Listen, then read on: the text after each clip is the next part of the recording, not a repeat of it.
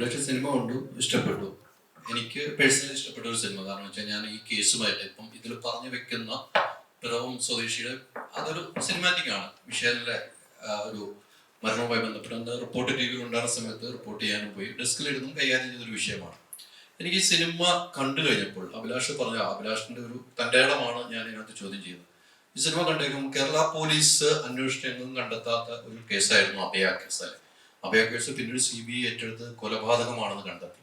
അതുപോലെയാണ് മിഷേലിന്റെ കേസിന് വേണ്ടി നീതി ലഭിക്കാതെ കുടുംബം കയറി നടക്കുന്നുണ്ട്. ഇവിടെ ജീവിച്ചിരിക്കുന്ന ഒരു ഇര എന്ന് പറയാം, പക്ഷെ അദ്ദേഹത്തിന്റെ പേരിൽ കേസില്ല. അപ്പൊ ആ മിഷേലിന്റെ ഒരു കാമുകൻ എന്ന് പറയുന്ന ഒരു പയ്യനുണ്ടായിരുന്നു. അവരിലേക്കാണ് ഈ കേസ്, അന്ന് മിഷേലിന്റെ കേസ് വിരൽ ചൂണ്ടിയത്. ഇപ്പൊ അതൊരു സിനിമാറ്റിക് രൂപേണ കാണിച്ചു വെച്ചപ്പോൾ ആ കുടുംബത്തിന് അല്ലെ മിഷേലിന്റെ കുടുംബത്തിന് നീതി വേണം. ആ പയ്യനുണ്ടാകുന്ന ഒരു പ്രശ്നം അതോടൊപ്പം കേരള പോലീസ് ഈ കേസ് കൈകാര്യം ചെയ്തതിൽ വളരെ മോശമായ നിലയിലും ചിത്രീകരിക്കുന്നുണ്ട്. കേരള പോലീസ് സ്റ്റേഷനിലേക്ക് ചെന്നപ്പോൾ ഒരു ഇതുമില്ലാതെ ഈ സ്റ്റേഷനിൽ അടുത്ത സ്റ്റേഷനാന്ന് പറഞ്ഞുകൊണ്ട് കുറെ പോലീസ് ഉദ്യോഗസ്ഥർ ഇത്തരം കേസുകൾ കൈകാര്യം ചെയ്തപ്പോൾ എങ്ങനെയാണ്? രണ്ട് ചോദ്യമാണ്. ഇത്തരം കാര്യങ്ങൾ കൈകാര്യം ചെയ്തപ്പോൾ അഭിലാഷ് എങ്ങനെയാണെന്ന് ഉൾക്കൊണ്ടത്? അല്ല, ആദ്യമേ തന്നെ ഇത് മിഷേൽ ഷാജിയുടെ ബയോപിക് അല്ല. ഒരിക്കലും നമ്മൾ മിഷേൽ ഷാജിയുടെ ബയോപിക് അല്ല ചെയ്തിരിക്കുന്നത്. നമ്മുടെ ഒരു കഥയിലെ ആവശ്യമായ ചില സീക്വൻസുകൾക്ക് ആ കേസ് റെഫർ ചെയ്തിട്ടുണ്ട്. അതേപോലെ തന്നെ നമ്മളൊരു തമിഴ്നാട് കിടന്ന ഒരു മൊബൈൽ ഹാക്കിംഗ് ഒരു കേസ് നമ്മൾ എടുത്തിട്ടുണ്ട്. ഇതിൽ ആദ്യത്തെ ചോദ്യത്തിന് ഉത്തരം എന്ന് പറയുന്നത്, ഈ പോലീസ് സ്റ്റേഷനിൽ ചെന്നിട്ട് പോലീസ് സ്റ്റേഷനിൽ നിന്ന് അവർക്ക് വേണ്ട രീതിയിലുള്ള ഒരു റെസ്പോൺസ് കിട്ടിയില്ല എന്ന് പറയുന്നത് നടന്ന സംഭവമാണ്. അത് ആ പേരൻസ് അല്ലെ അവർക്കൊപ്പം ഉണ്ടായിരുന്നവര് പബ്ലിക് പുറത്ത് തന്നെ പറഞ്ഞ കാര്യമാണ്. നമ്മുടെ സിനിമയുടെ കഥയിൽ അത് ആവശ്യമായി അതെ ആ ഉദ്യോഗസ്ഥരെ കേസ് വരുന്നുണ്ട്. പക്ഷെ നമ്മുടെ കഥയിൽ അത് ആവശ്യമായിട്ട് വെച്ചു എന്നേ ഉള്ളൂ. രണ്ടാമത്തെ കാര്യം, മിഷേലിന്റെ കേസിലെ ആ ഫാമിലി, ആ പയ്യന്റെ ഫാമിലിക്ക് എന്ത് ഫീൽ ചെയ്യുന്നുള്ളത് ഞങ്ങളെ സംബന്ധിച്ച് നമ്മുടെ ഈ കഥ മിഷേലിന്റെ ബയോപിക് അല്ലാത്തതുകൊണ്ട് ആ ചോദ്യത്തിന് ഉത്തരം തരേണ്ട ആവശ്യമില്ല. കാരണം അങ്ങനെയല്ല ചിന്തിച്ചിരിക്കുന്നത്. നമ്മളൊരു സിനിമാറ്റിക് വേർഷനിൽ ഒരു സബ്ജക്ട് ക്രിയേറ്റ് ചെയ്യുന്നു, അതിലേക്ക് ആവശ്യമുള്ള കുറച്ച് റിയൽ ഇൻസിഡൻസ് ഇങ്ങനെയൊക്കെ നടന്നിട്ടുണ്ടാവാം എന്നുള്ള റിയൽ ഇൻസിഡൻസ് വെക്കുന്നത്. പിന്നെ കേരള പോലീസിന് ഒരിക്കലും ഈ സിനിമ മോശമായിട്ട് ചിത്രീകരിച്ചിട്ടല്ല. കേരള പോലീസിന് അങ്ങനെയാണ് ഇതിലെ സൈജു ഗ്രൂപ്പിന്റെ കഥാപാത്രം ത്രൂഔട്ട് സിനിമയിൽ ഇൻവെസ്റ്റിഗേഷനിൽ വരുന്നല്ലേ. ഈ പറയുന്ന അർജുന്റെ അമ്മയുടെ ക്യാരക്ടർ ചേച്ചി കേരള പോലീസിന്റെ ഭാഗമല്ലേ. അർജുന്റെ ക്യാരക്ടർ പോലീസ് ആവാത്തോണ്ട് ഒരു സാധാരണക്കാരൻ ഇൻവെസ്റ്റിഗേഷൻ എന്ന രീതിയിലാണ് കഥ പോയിരിക്കുന്നത്. ഒരുപാട് സിദ്ദിഖ് സാർ ചെയ്ത കഥാപാത്രം, അജു ചേട്ടൻ. അപ്പൊ അത് കേരള പോലീസിന് ഒരിക്കലും മോശമാക്കുന്ന കാര്യമല്ല. നടന്ന റിയൽ ഇൻസിഡന്റിലെ ചില സീക്വൻസുകൾ വെച്ചപ്പോൾ അത് അങ്ങനെ ഫീൽ ചെയ്താവാം അത് നീതി നിഷേധിക്കപ്പെട്ടു എന്നുള്ളത്. ഈ മിഷേലിന്റെ പേരൻസിന്റെ പല ഇന്റർവ്യൂകളും ഞാൻ കണ്ടിട്ടുണ്ട്. ആ രാത്രി പ്രോപ്പറായിട്ടൊന്ന് അന്വേഷിച്ചതിന് ഒരു പക്ഷേ ആ കുട്ടീനെ കിട്ടിയിരിക്കുമെന്ന് അച്ഛൻ പറയുന്ന ഒരു സ്റ്റേറ്റ്മെന്റ് ഉണ്ട്. അത് ലൈവായിട്ട് നമ്മൾ കേട്ട സ്റ്റേറ്റ്മെന്റ് അല്ലേ. അപ്പൊ ആ നടന്ന സംഭവത്തെയാണ് ആ സീൻ റീക്രിയേറ്റ് ചെയ്തിരിക്കുന്നത്. അവിടെ വനിതാ പോലീസ് സ്റ്റേഷനിൽ എത്തുകയും അവിടെ നിന്ന് പിന്നീട് കസബ സ്റ്റേഷനിൽ എത്തുകയും മഞ്ചേരി സെൻട്രൽ സ്റ്റേഷനിൽ എത്തും എന്ന് പറയുന്ന ഒരു പ്രോസസ്സിലൂടെ അവർ കടന്നു പോയതാണ് അമ്മയും അച്ഛനും. അപ്പൊ അത് വിഷ്വലൈസ് ചെയ്തതാണ്. അങ്ങനെ അത് സിനിമയ്ക്ക് ആവശ്യമായിരുന്നു. അല്ലാതെ ഒരിക്കലും മിഷേൽ ഷാജിയുടെ ബയോപിക് അല്ല ചെയ്തിരിക്കുന്നത്. അങ്ങനെ ഒരു റോങ് ഇൻഫർമേഷൻ എന്തായാലും ഓഡിയൻസിലേക്ക് പോകണ്ട. മിഷേൽ ഷാജിയുടെ കേസുമായി സിമിലാരിറ്റി ഉള്ള ഒരു കഥയാണ് ഞങ്ങൾ ഇതിൽ വെച്ചിരിക്കുന്നത്. കാരണം ഇതിന്റെ സെക്കൻഡ് ഹാഫിലേക്ക് എത്തുമ്പോൾ ഉള്ള സീക്വൻസുകളൊക്കെ തന്നെ ഞങ്ങളുടെ ഭാവനയിലാണ് ഇത് ചെയ്തിരിക്കുന്നത്. ഇതിലേക്ക് ഇനിയൊന്നും ചോദിക്കരുത്. ആദ്യം തുടക്കത്തിൽ മിഷേൽ അച്ഛനും അമ്മയുടെയും കഥകൾ അതിനകത്ത് എടുത്തിട്ടുണ്ടെന്ന് പറഞ്ഞു. പോലീസ് സ്റ്റേഷൻ ഉണ്ടാകാനിപ്പോ എനിക്കറിയാം, ഞാൻ ആ പോലീസ് ഉദ്യോഗസ്ഥനുള്ള പണിഷ്മെന്റ് വരെ വന്നിട്ടുണ്ട്. പക്ഷെ ഇവിടെയും അവിടെ ഒരു കാമുകനാണ്, എനിക്ക് ക്ലൈമാക്സിലേക്ക് പോകാൻ പറ്റില്ല, കാമുകനാണ് എന്ന് പറയുന്ന നിലയിലേക്ക് പോകുന്നു. അത് സിനിമ കണ്ട് തീരുമാനിക്കാൻ പറ്റും. അപ്പൊ അങ്ങനെ ജീവിച്ചിരിക്കുന്ന ഒരു ഇര ഉള്ളപ്പോൾ ആ സിനിമാറ്റിക്കിലേക്ക് കൊണ്ടുവരുമ്പോൾ ഒരു റിസ്ക് ഉണ്ടായിരുന്നു അഭിലാഷ്. ഞാനൊന്ന് ഇടപെട്ടോട്ടെ എതിർക്കാം. കാരണം സ്വാഭാവികമായിട്ടും ഈ സിനിമയുടെ അത്തരം വിഷയങ്ങളിലേക്ക് നമുക്കൊരു ചർച്ചയിലോട്ട് കടക്കാം. പക്ഷെ ഈ സിനിമ ഇന്ന് ഇറങ്ങിയതാണ്. അപ്പൊ നമ്മളിപ്പോൾ സംസാരിക്കുന്നത് ഈ സിനിമയുടെ ഉള്ളടക്കമായി ബന്ധപ്പെട്ട ഒരു സിനിമ. ഇതൊരു സസ്പെൻസ് ത്രില്ലറാണ്. അപ്പോൾ ഈ സിനിമ എങ്ങനെയാണ് പോകുന്നത് എന്ന് പ്രേക്ഷകർക്കറിയില്ല. ഇന്ന് ഇറങ്ങിയതേ ഉള്ളൂ, പ്രേക്ഷകർ ഒരുപാട് പേര് കാണാനുണ്ട്. അപ്പോൾ എൻ്റെ ഒരു അഭ്യർത്ഥന, അത്തരം ചർച്ചകൾ നമുക്ക് കുറച്ച് ദിവസവും കൂടെ കഴിഞ്ഞിട്ടാവുകയാണെങ്കിൽ ഈ സിനിമ ഫ്രഷ് ആയിട്ട് കാണാൻ പ്രേക്ഷകർക്ക് പറ്റും. ആ അഭ്യർത്ഥന മാനിക്കണം എന്നാണ് എൻ്റെ അഭിപ്രായം. കാരണം ഇതൊരു സസ്പെൻസ് ത്രില്ലറാണ്. അതെ. അപ്പോ തീർച്ചയായിട്ടും ഈ പറഞ്ഞ ചോദ്യങ്ങൾക്കെല്ലാം ഉത്തരങ്ങളും എല്ലാ ചോദ്യങ്ങൾക്കൊന്നും ഒരു പ്രശ്നവുമില്ല. പക്ഷെ ഒരു സസ്പെൻസ് ത്രില്ലർ ആയത് കാരണം കുറച്ച് ദിവസത്തേക്ക് ഞങ്ങൾക്ക് അത് പ്രൊട്ടക്ട് ചെയ്യാനുള്ള, അങ്ങനെ ആണെങ്കിലല്ലേ പ്രേക്ഷകർക്ക് കാണാൻ താല്പര്യം ഉണ്ടാവും. ഇപ്പോ നമ്മൾ ആരുടെ കഥ പറഞ്ഞില്ലെങ്കിലും പ്രേക്ഷകർ ഇത് സിനിമയായിട്ടാണ് കാണാൻ പറ്റുന്നത്. അപ്പോ അത് ഒന്ന് പ്രൊട്ടക്ട് ചെയ്യണം. അപ്പൊ അത് അത്തരം ചോദ്യങ്ങൾ നമുക്ക് തീർച്ചയായിട്ടും അതിന്റെ സീരിയസ്നെസ്സോട് കൂടി തന്നെ ഡിസ്കസ് ചെയ്യും പിന്നീട്. അഭിലാഷേട്ടാ, സിനിമയിൽ തന്നെ ഒരു ഡയലോഗ് പറയുന്നുണ്ടായിരുന്നു, ഒരാളെ അതായത് അന്വേഷിക്കുന്ന ഇതേപോലെ ഒരുപാട് മെറിനുണ്ട് പോലീസ് അന്വേഷണത്തിൽ. ശരിക്കും അത് ഫാക്റ്റാണ്. ശരിക്കും നിയമവ്യവസ്ഥയ്ക്ക് അങ്ങനെ ഒരു മാറ്റം വരുന്ന സമയമായി നിയമത്തെ വെല്ലുവിളിക്കുന്നതായിട്ട് തോന്നുന്നുണ്ടോ? അല്ല, അതിനകത്ത് പറഞ്ഞ മാറ്റർ എന്ന് പറയുന്നത് ഈ നീതി നിഷേധിക്കപ്പെട്ട ഇരകൾ നമ്മുടെ ചുറ്റും ഇഷ്ടം പോലെ ഉണ്ട്. ഇപ്പോഴും ജസ്റ്റിസ് ഡിമാൻഡ് ചെയ്ത് നിൽക്കുന്ന കേസുകൾ 10 വർഷവും അല്ലെങ്കിൽ 8 വർഷമൊക്കെ ആയ കേസുകൾ നമ്മുടെ മുന്നിലുണ്ട്. അപ്പം ഇപ്പൊ ഇതിനകത്ത് അജു പറയുന്ന ഒരു ഡയലോഗാണത്, അജുയുടെ പറഞ്ഞ ഡയലോഗാണത്, നീ ഒരു മെറിന് വേണ്ടി ഇറങ്ങി, ഇതുപോലത്തെ ആയിരക്കണക്കിന് മെറിന്മാര് നമ്മുടെ റെക്കോർഡ്സിൽ ഉണ്ടെന്ന് പറയുന്നത് ഫാക്റ്റാണ്. അത് കേരള പോലീസിന്റെ ക്രൈം റെക്കോർഡ്സ് എടുത്ത് നോക്കിയാൽ എത്രയോ കേസുകൾ ഇപ്പോഴും സ്റ്റിൽ പെൻഡിങ് ആണ്. ഒരിക്കലല്ല. ഇതിൽ അങ്ങനെയാണെങ്കിൽ ഇതിലെ ഏറ്റവും കൈയടി കിട്ടുന്ന ഡയലോഗ് വെച്ചിട്ടുണ്ട്, ഇന്ത്യയിലെ ഏറ്റവും മികച്ച പോലീസ് ഫോഴ്സ് ഞാൻ കേരള പോലീസിനെ പറ്റി പറയുന്നുണ്ട്. അങ്ങനെയല്ല, കേരള പോലീസിലെ ഇന്ത്യയിലെ ഏറ്റവും മികച്ച ഫോഴ്സാണ് കേരള പോലീസ്. ആ കേരള പോലീസിനെ പോലും ഫിനിഷ് ചെയ്യാൻ പറ്റാത്ത ഇഷ്ടംപോലെ കേസുകളുണ്ട്. അതിനെ റെഫർ ചെയ്തിട്ടാണ് അത് പറയുന്നത്. അല്ലാതെ ഒരിക്കലും കേരള പോലീസിനെ മോശമാക്കിയല്ല ഡയലോഗ്സ് വെച്ചത്. കോട്ടയത്തെ ആനന്ദ് തിയേറ്ററും തിരുവനന്തപുരത്തെ ശ്രീബാല തിയേറ്ററും കുട്ടിക്കാലം തൊട്ട് എനിക്ക് പ്രിയപ്പെട്ട സ്ഥലങ്ങളാണ്. അപ്പോൾ ഞാൻ സിനിമാ പ്രേമിയാണ്. എങ്ങനെയാണ് ഈ ടൈറ്റിൽ വന്നത് ആനന്ദ് ശ്രീബാല? ടൈറ്റിൽ ഇന്നൊരു നല്ല ചോദ്യം കിട്ടി. ആനന്ദ് ശ്രീബാല ടൈറ്റിൽ ആദ്യമേ തന്നെ എന്റെ മനസ്സിൽ തോന്നിയ 2 പേരുകളാണ്. അത് ആനന്ദ് എന്നുള്ള പേരും ഈ ശ്രീബാല എന്നുള്ള പേര് എനിക്ക് ഭയങ്കര ഇഷ്ടമുള്ള ഒരു പേരാണ്. അപ്പം ഈ 2 പേരും കൂട്ടി യോജിപ്പിച്ചിട്ട് ഒരു ക്യാരക്ടർ ഉണ്ടാക്കിയാണ്. അതിന് അമ്മ മകൻ എന്നൊരു ഇമോഷൻ കൂടെ കൊടുത്തപ്പോൾ അതിന് വലിയ സ്വീകാര്യത കിട്ടി. പിന്നെ അതിനകത്ത് ഞാൻ വെച്ച മറ്റൊരു വെച്ചാൽ കാമുകിയുടെ പേരും ശ്രീബാല തന്നെ വെച്ചു. ആ പേരിനോട് അർജുന്റെ കഥാപാത്രത്തിന് ഭയങ്കര ഇഷ്ടമാണ്.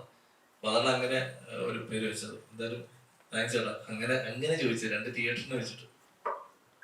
ഇതിന് ഏതെങ്കിലും ഘട്ടത്തിൽ അവര് പാരന്റ്സ് ആയിട്ട് സംസാരിച്ചിരുന്നു? മിഷേലിന്റെ പാരന്റ്സുമായി ബന്ധപ്പെട്ട് സംസാരിച്ചിരുന്നു? ഞങ്ങൾ ഈ കേസുമായിട്ട് ബന്ധപ്പെട്ട് മിഷേലിന്റെ കേസ് മാത്രമല്ല, വേറെ 2 കേസ് ഇപ്പൊ റിവീൽ ചെയ്യുന്നതിലൂടെ 2 കേസിലുള്ളവരോട് നമ്മൾ കമ്മ്യൂണിക്കേറ്റ് ചെയ്തിട്ടുണ്ട്. നിങ്ങൾക്ക് എന്തായാലും പിന്നെ ഇതല്ലാതെ നമ്മുടെ സോഷ്യൽ മീഡിയകളിലും നമ്മുടെ യൂട്യൂബുകളിലൊക്കെ ഇതിന്റെ എല്ലാ മെറ്റീരിയൽസും അവൈലബിൾ ആണ്. സോ അതുകൊണ്ട് എനിക്ക് ഒരു പരിധി വരെ റെഫർ ചെയ്തിരിക്കുന്ന അതാണ് സംഭവം. പിന്നെ ഈ പറയുന്ന പോലെ നമ്മള് പത്രങ്ങളിലും നിങ്ങൾ മീഡിയ ത്രൂ കേട്ട കുറെ കാര്യങ്ങളില്ല. ഹൈദരാലിക്കൊക്കെ ആ കേസിന്റെ പുറകെ എനിക്കൊന്ന് കുറെ നാളുണ്ടായിരുന്നു റിപ്പോർട്ടിലുള്ള സമയത്ത്. ഇവരൊക്കെ പറഞ്ഞ സത്യങ്ങൾ തന്നെയാണ് ഞങ്ങൾ ഫോളോ ചെയ്തത്. അർജുനേട്ടാ, ഓഡിയോ ലോഞ്ചിന്റെ ഇടയ്ക്ക് പറയുണ്ടായി, ഞാനൊരു വലിയ മാർക്കറ്റ് ഇല്ലാത്ത ഒരു നടനാണ്, അത് എന്നെ വെച്ചിട്ട് ലീഡ് റോളിൽ ഒരു ക്യാരക്ടർ ചെയ്യാന്ന് പറയുന്നത് വലിയ റിസ്ക് ഉള്ള എലമെന്റ് ആണ്. ശരിക്കും അങ്ങനെ ഫീൽ ചെയ്യുന്നുണ്ടോ? ഞാൻ ഈ വാക്കുകൾ ഉപയോഗിച്ചിട്ടില്ലായിരുന്നു. മാർക്കറ്റ് ഇല്ല എന്നല്ല പറഞ്ഞ, എന്നെ വെച്ച് ആദ്യമായിട്ടാണ് ഇത്രയും വലിയൊരു പടം ചെയ്തത്. അപ്പൊ എന്നെ വെച്ച് നോക്കുമ്പോൾ ഞാൻ ചെയ്തു വന്ന പടങ്ങൾ നോക്കുമ്പോൾ ഞാൻ സപ്പോർട്ടിങ് ആക്ടറായിട്ട് നിൽക്കുമ്പോൾ വലിയ പടങ്ങൾ ചെയ്തിട്ടുണ്ട്. പക്ഷെ എന്നെ ലീഡാക്കി ചെയ്യുമ്പോൾ ഇത്രയും വലിയൊരു ബാനർ ആൻഡ്രൂ ചേട്ടൻ, വേണു സാർ ഇവര് ചെയ്ത പടങ്ങൾ വെച്ച് നോക്കുമ്പോൾ ഇവർ വലിയ വലിയ പടം ചെയ്യുന്ന ആൾക്കാരാണ്. ഇപ്പോൾ ഇത് അഭിലാഷ് ചേട്ടൻ പറഞ്ഞ ചെറിയ പടമാണെങ്കിലും എനിക്കിത് വലിയൊരു പടമാണ്. കാരണം ഞാൻ ടൈറ്റിൽ റോളിൽ വരുന്ന ആദ്യത്തെ പടം. പിന്നെ ത്രൂ ഔട്ട് ഉണ്ട് ഞാൻ ക്യാരക്ടറായിട്ട്. പിന്നെ ബഡ്ജറ്റ് വൈസ് നോക്കുമ്പോഴും അത്യാവശ്യം ഉണ്ട്. എന്നെ നായകനാക്കി ചെയ്യുമ്പോൾ അത്യാവശ്യം ഒരു ബഡ്ജറ്റുള്ള പടമാണ്. അപ്പൊ ഇത് മാത്രമേ പറഞ്ഞുള്ളൂ. മാർക്കറ്റൊക്കെ ഉണ്ടെന്ന് എനിക്കറിയാം. എനിക്ക് വലിയ പ്രതീക്ഷയുള്ള പടമായിരുന്നു. അപ്പൊ ഇറങ്ങി എല്ലാവരും നല്ല അഭിപ്രായം പറയുന്നുണ്ട്. എനിക്ക് സത്യം പറഞ്ഞാൽ കണ്ടു നിറഞ്ഞു ഈ പടം കണ്ടു കഴിഞ്ഞപ്പോ. കാരണം അവസാനത്തെ സീക്വൻസ് എല്ലാം ഭയങ്കരമായിട്ട് ഇമോഷണൽ ടച്ച് ആയിട്ടുണ്ട്. അപ്പൊ അതേപോലെ തന്നെ എല്ലാവർക്കും അത് കണക്ട് ആണെന്ന് വിചാരിക്കുന്നു. ഫസ്റ്റ് ഷോ 2 ഷോ എന്താ കഴിഞ്ഞിട്ടുള്ളൂ. ഇനി ബാക്കി ഷോസ് കഴിഞ്ഞ് ഞാനൊരു 3 ദിവസമായി കഴിയുമ്പോഴേ ഞാൻ വിശ്വസിക്കുള്ളൂ പടത്തിന്റെ റിപ്പോർട്ട് ആക്ച്വലി എന്താണെന്നുള്ളത്. അപ്പോൾ അതിനുവേണ്ടി വെയിറ്റ് ചെയ്യണം ഞാൻ ആക്ച്വലി.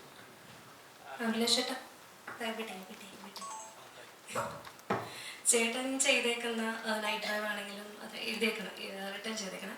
അപ്പോൾ അതിനകത്ത് ഒരുപാട് എനിക്കൊന്ന് ഹോറർ ബേസ്ഡ് സസ്പെൻസ് അങ്ങനത്തെ സംഭവങ്ങൾ ചേട്ടാ ജോണർ അങ്ങനത്തെ എടുക്കുന്നത്, അതിനെന്തെങ്കിലും കാരണമുണ്ടോ?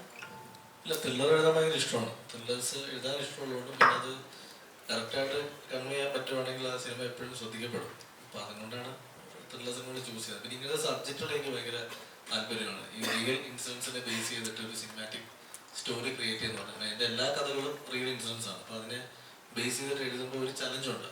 കാരണം ഇതിനെ എങ്ങനെ നമ്മൾ അതിൻ്റെ ക്ലൈമാക്സിലേക്ക് എത്തിക്കുക എന്നുള്ളത്. അപ്പോൾ അത് ഈ കഥ ആദ്യമായിട്ട് എഴുതണമെന്ന് തോന്നി ഞാൻ ഡിസ്കസ് ചെയ്ത എല്ലാവരും പോസിറ്റീവ് പറഞ്ഞു. വിഷ്ണുവോട് സംസാരിക്കും, വിഷ്ണുവിന് അത് കണക്ട് ആവുന്നു, പ്രൊഡ്യൂസേഴ്സിന് ഓക്കെ ആവുന്നു, ആർട്ടിസ്റ്റിന് ഓക്കെ ആവുന്നു. അങ്ങനെയാണ് അത് ഒരു പ്രോസസ്സിലേക്ക് എത്തിയത്. എന്നെ സംബന്ധിച്ച് എൻ്റെ ഇതുവരെയുള്ള സിനിമകളിൽ എനിക്ക് ഏറ്റവും അദ്ദേഹത്തോട് ചേർത്ത് വെക്കാൻ തോന്നുന്ന തിരക്കഥയാണ് ആനന്ദ് ശ്രീബാല. ഒരുപക്ഷെ എനിക്ക് തോന്നുന്നു എനിക്കൊരു സീക്വൽ എഴുതാൻ പോലും തോന്നുന്ന, പാർട്ട് 2 എഴുതാൻ പോലും തോന്നുന്ന ഒരു, കാരണം ഈ അമ്മ മകൻ എന്ന് പറഞ്ഞാൽ ഇനിയും ഇൻവെസ്റ്റിഗേഷനിലേക്ക് എത്താം. ഒരു സാധാരണക്കാർ ഇൻവെസ്റ്റിഗേഷൻ ആണ്, ഇനിയും പല കേസുകളിലും ഇൻവോൾവ് ആവും. അപ്പൊ എന്നെ സംബന്ധിച്ച് it's very close to my heart.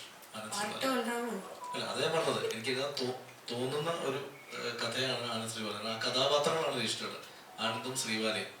അപ്പം രണ്ട് ശ്രീബാലയും രജിസ്റ്റേർഡ്. അപ്പം ഇനി അത് ഈഗോ വേണ്ടാതെ പറഞ്ഞത്. അപ്പം അതുകൊണ്ട് ആ കഥാപാത്രത്തിന് ഇനിയും പല കേസുകളും, അയാളൊരു ഇപ്പോൾ ചാനലിലാണ് വർക്ക് ചെയ്യുന്നത്, ഇനിയും വേണേ അടുത്തൊരു കേസുമായിട്ട് മുന്നോട്ട് പോവാം. അപ്പം വിഷ്ണു ഒക്കെ പറയുകയാണെങ്കിൽ ഞങ്ങൾ പാർട്ട് 2 പ്ലാൻ ചെയ്യും. ഒരു ജീവിത യാത്രയുടെ പറയുന്നത് നമ്മൾ പോലീസായിരുന്നു, മകന്റെ ഉണ്ടാകുന്ന സംഭവങ്ങളൊക്കെ വിവരിച്ചു പോകുന്നത്. പക്ഷെ ആ ഒരു ഇമോഷൻ എങ്ങനെയാണ് ആ എഴുതുമ്പോൾ ഉണ്ടായത്? അല്ല, അമ്മ ഇമോഷൻ എനിക്ക് എഴുതാൻ ഭയങ്കര ഇഷ്ടമുള്ള, എനിക്ക് പ്രത്യേകിച്ച് എൻ്റെ സിനിമകളിൽ ഇമോഷൻസിന് ഇത്തിരി ഇമ്പോർട്ടൻസ് കൊടുക്കുന്ന ആളാണ്. ഇപ്പൊ മാളികപ്പുറം ആണെങ്കിലും പത്താംകുളം ആണെങ്കിലും കടാവറാണെങ്കിലും ഇമോഷൻസ് ഞാൻ പ്ലേ ചെയ്യാറുണ്ട്. അതിലെനിക്ക് ഏറ്റവും ഇഷ്ടം, ഞാൻ ഇതിനു മുന്നേ എൻ്റെ ട്രെയിലർ ലോഞ്ചിൽ പറഞ്ഞിരുന്നു, കാരണം ഞാൻ ഈ ലോകത്ത് ദൈവത്തിന്റെ മുകളിൽ വില കൊടുക്കുന്നത് എൻ്റെ അമ്മയ്ക്കാണ്. അപ്പൊ ഞാൻ എൻ്റെ അമ്മയുടെ ഒപ്പം ഞാൻ ട്രാവൽ ചെയ്യുകയാണെങ്കിൽ എങ്ങനെയൊക്കെ എന്ന രീതിയിലാണ് ഞാൻ ആനന്ദിന്റെ ശ്രീബാലൻ ഡിസൈൻ ചെയ്തിരിക്കുന്നത്. അപ്പൊ അത് അമ്മ ഇഷ്ടമുള്ള എല്ലാ മക്കൾക്കും കണക്ട് ആവും. അതുകൊണ്ടാണ് എനിക്ക് തോന്നുന്നത് ഇപ്പൊ എനിക്ക് കിട്ടിയ ഏറ്റവും കൂടുതൽ മെസ്സേജസ് എന്ന് വെച്ചാൽ ഈ അമ്മയും മകനും അടിപൊളിയായിട്ടുണ്ടെന്ന്. അത് സംഗീതിച്ചപ്പോൾ ഒരു ആർട്ടിസ്റ്റ് പ്ലേ ചെയ്തപ്പോൾ അത് കുറെ കൂടെ പ്രേക്ഷകർക്ക് ഇഷ്ടപ്പെടുന്ന ഒരു ഫോർമാറ്റിലേക്ക് വന്നു. ശരിക്കും ചേട്ടാ, എനിക്ക് പേഴ്സണലി ഇങ്ങനത്തെ ഇമോഷൻസ് എഴുതാൻ ഭയങ്കര ഇഷ്ടമാണ്. അതുകൊണ്ടാണ് ഈ അമ്മ മകൻ ഇങ്ങനെ ഇമോഷണലി കേട്ടത്. അത് കൃത്യമായി വിഷ്ണു വിഷ്വലൈസ് ചെയ്യിക്കുകയും ചെയ്തു. ഫസ്റ്റ് ഡയറക്ടോറിയൽ ഇതാണ് വിനയൻ സാറിനൊരു ബ്രാൻഡ് വാല്യൂ ഉള്ളപ്പോൾ, അതിൽ അങ്ങനെ ഒരു ബെഞ്ച് മാർക്ക് ഉള്ളപ്പോൾ തന്നെ ഒരു റിസ്ക് ഉണ്ട്.